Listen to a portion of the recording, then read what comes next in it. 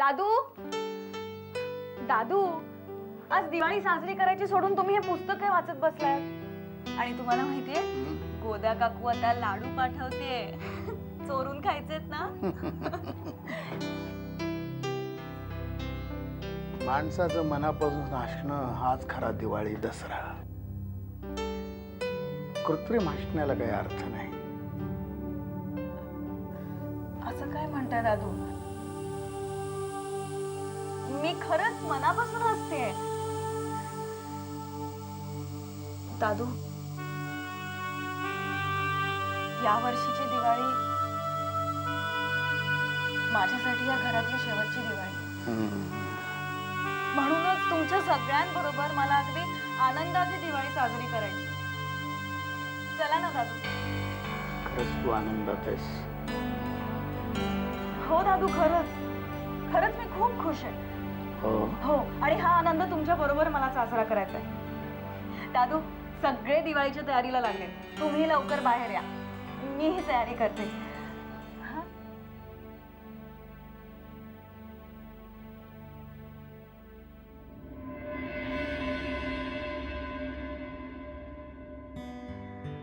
ताई, काय रे? अगं ताई, अजून तुझी तयारी झाली नाही? अगं उशीर होतोय आपल्याला. प्रतीक्षा मावशी वाट बघत असेल. प्रतीक्षा मावशी की देवयानी? ताई, काय ताई? थट्टा नको. अगं चल ना, उशीर होतोय आपल्याला. चल ना. अरे हो हो, घरात दिवे लावायला नकोत का? घरात असा अंधार करून जायचं असतं का लोकांकडे? आणि कोण जाणे, कदाचित आपल्या घरातली ही अशी शेवटचीच दिवाळी असेल. शेवटची दिवाळी?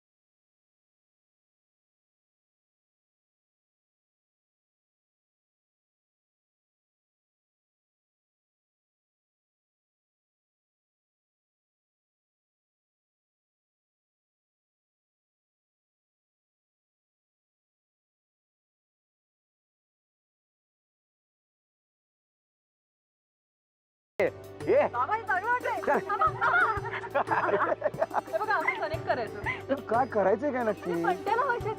इथे ह्याच्यामध्ये गोल तरी कर जरा.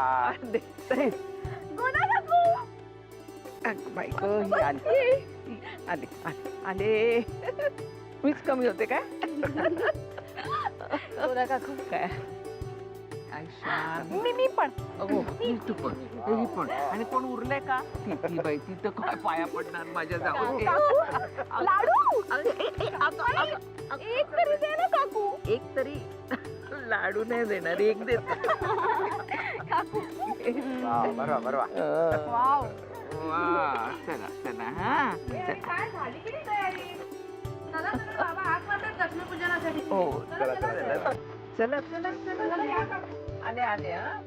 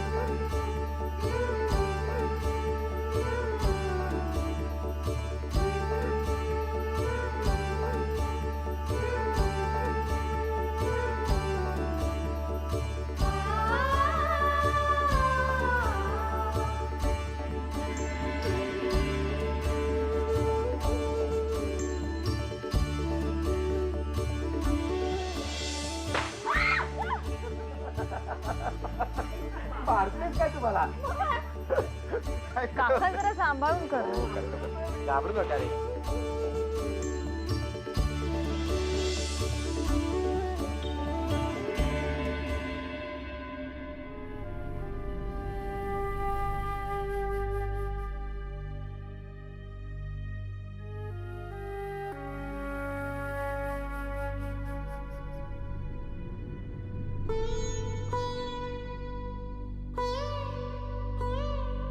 Devyani, happy Diwali. Happy Diwali.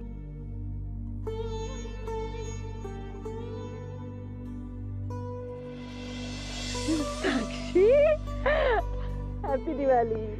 Happy Diwali.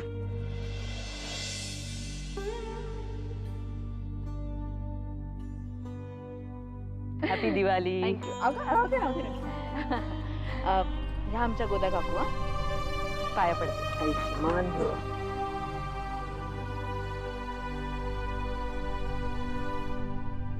Happy Diwali सो. Happy Diwali. Happy Diwali. Happy Diwali.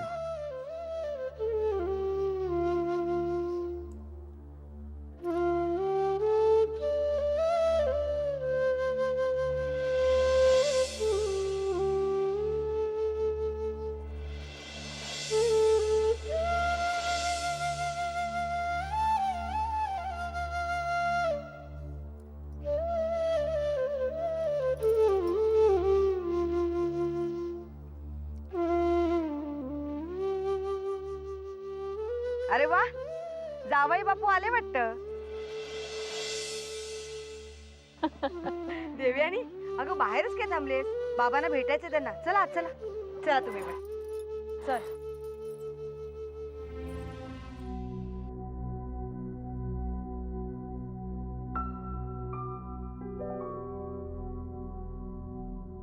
दादू,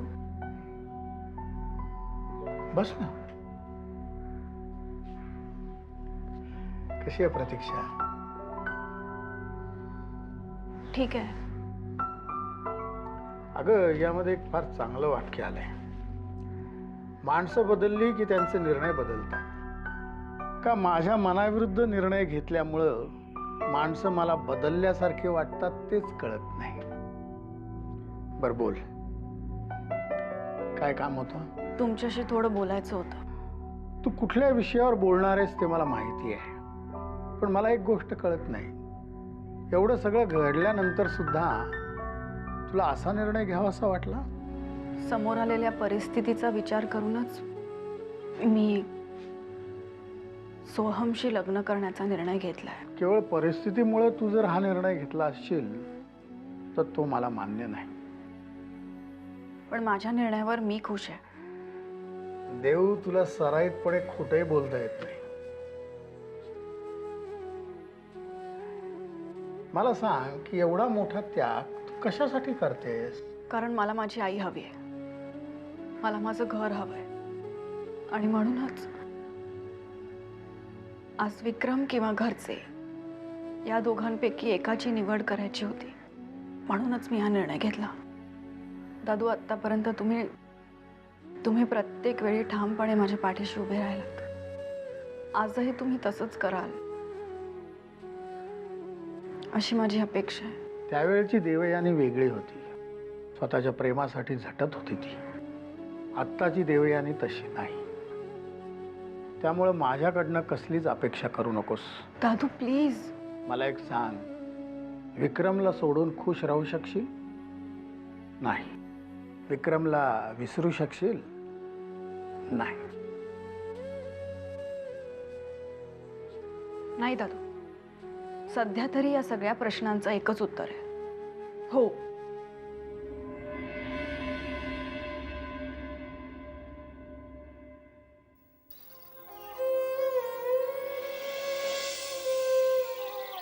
देवयानीने एवढा टोकाचा निर्णय का घेतलाय ते माहित नाही, पण एवढं मात्र नक्की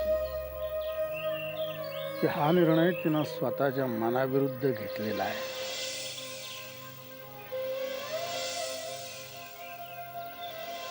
आणि या परिस्थितीत जर तिला माझ्या मदतीची गरज असेल तर तिला या संकटातून बाहेर काढण्यासाठी मलाच काहीतरी करावं लागणार आहे. त्यासाठी मला माझ्या मनाविरुद्ध वागावं लागलं ना तरी चालेल.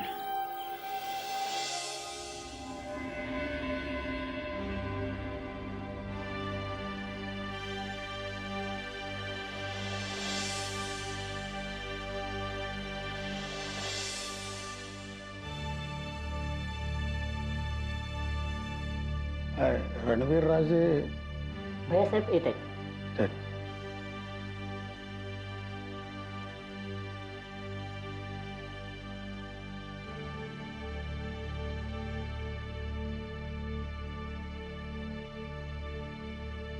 नताशा,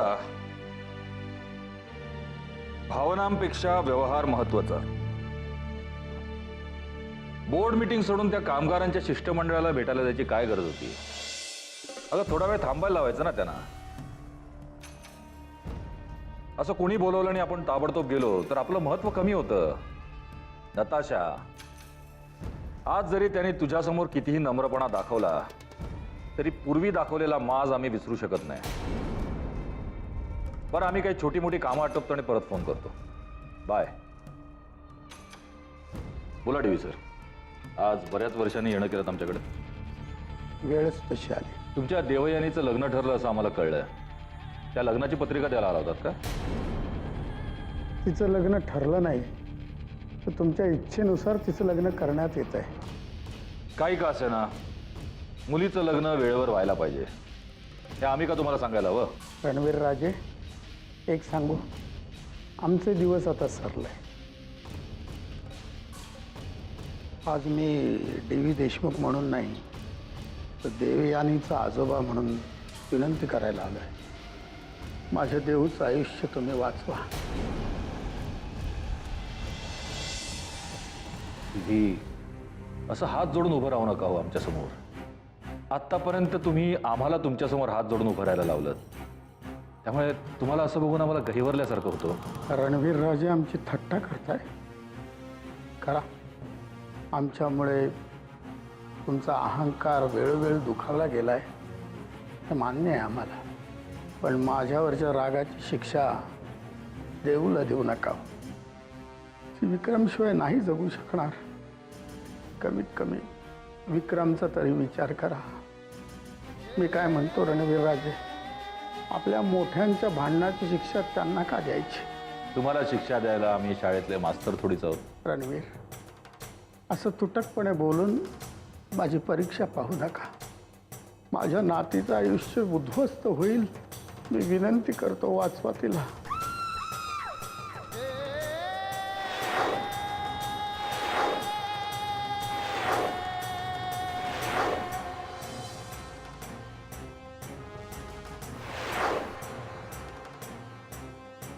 टीव्ही सर, अहो तुमच्या देवयानीचं लग्न ठरलंय. तुम्हाला तर खुश व्हायला हवं. नाहीतर कोण लग्न करणार तिच्याशी? अहो आयती संधी चालून आली आहे, नाही का? या आता.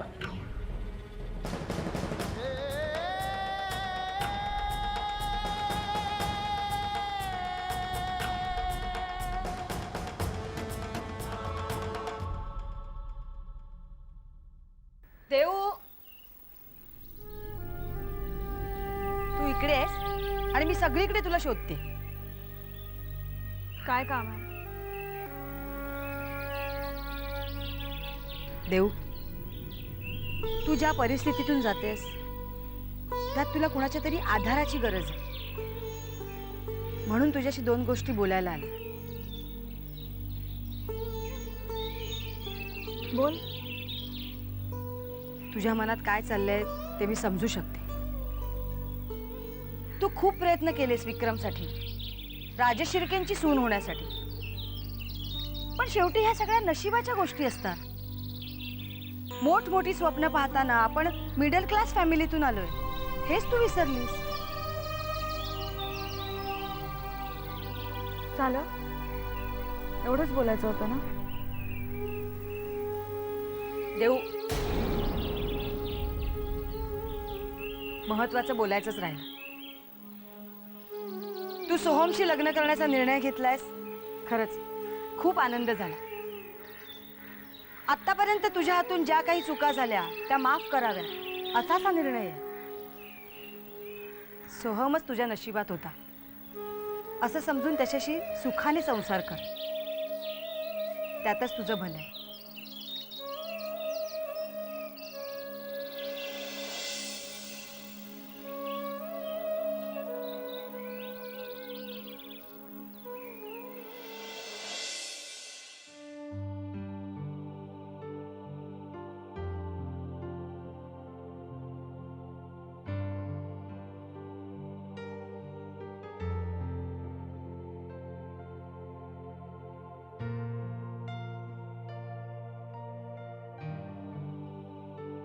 ताई काय करतेस? दिसते ना काय करते ते. मग तिथे उभं राहून प्रश्न विचारण्यापेक्षा मला मदत कर. अगं हो, पण तू हे अचानक कसं काय ठरवलंस बेडरूम सजवायचं? अचानक? आता तुमचं लग्न होणार आहे, तुमच्या लक्षात आहे ना? अरे हो. हे बघ, माझ्या आवडीप्रमाणे मी ही तुझी बेडरूम आता सजवून दिलेली आहे. आता यापुढे देवयानीला काय आवडतं त्याप्रमाणे तुम्ही बदल करा. माझी जबाबदारी संपली. ताई थांब. आता काय? तुझी जबाबदारी संपली असं बोलू नकोस. अगं आईबाबांच्या पश्चात तूच माझी आईबाबा झाली होतीस. मला वाढवलंस, मोठं केलंस आणि तू आता असं बोलतेस? अरे मी थट्टेने बोलले. आणि देवयानी येणारच आहे ना आता तुझी काळजी घ्यायला. देवयानी आली तरीही माझ्या आयुष्यातलं तुझं स्थान तेच राहणार आहे. आणि मला खात्री आहे देवयानीही तुझा माझ्या इतकाच आदर करेल. सोहम, तुझा असा रडवेला चेहरा पाहिला की मला काय वाटतं माहितीये? कसं होणार याचं लग्न झाल्यावर? ताई. अरे सोहम, अरे काय वेड्यासारखं.